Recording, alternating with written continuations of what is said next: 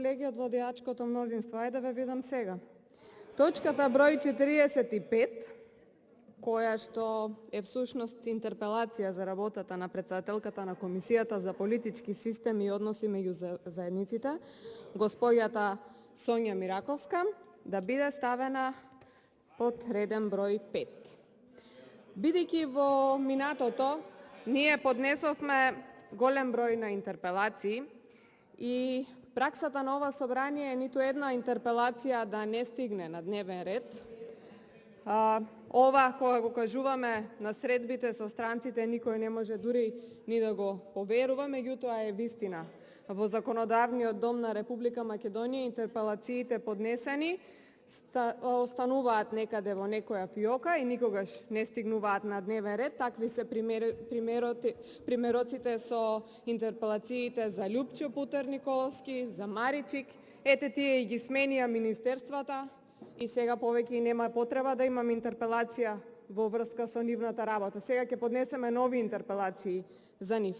Последните 5 години ние пратениците и целата македонска јавност сме сведоци на кршење, непочитување на Уставот и законите, како и деловникот за работа на Собранието на Република Македонија. Пратеничката од редовите на коалицијата, госпоѓата Сонја Мираковска, за прв пат е председателка на Комисијата за политички систем и односи меѓу заедниците, но не е прв пат како председател на работно тело во Собранието.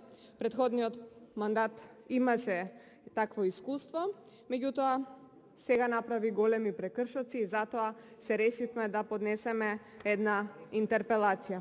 Станува збор за прекршување на една од основните темелни вредности утврдени во Уставот, член 8, став 1, алинеја 3, а тоа е владење на правото. Па зошто сме ние овде во овој законодавен дом, доколку тука не можеме да обезбедиме владење на правото? Исто така, имаме прекршување и на членот 61 став 2 од Уставот. Не се почитува ниту деловникот.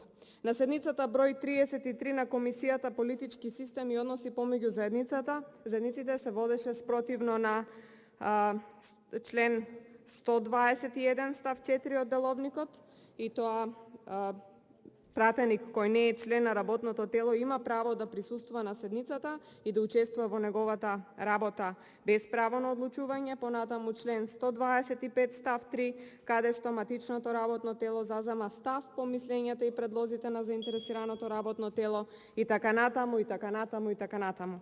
Повелете, колеги пратеници, доколку навистина сакате да овозможиме владење на правото, изгласете го овој предлог и да набрзо да ја разгледуваме оваа интерпелација. Ви благодарам. Фалемдарите.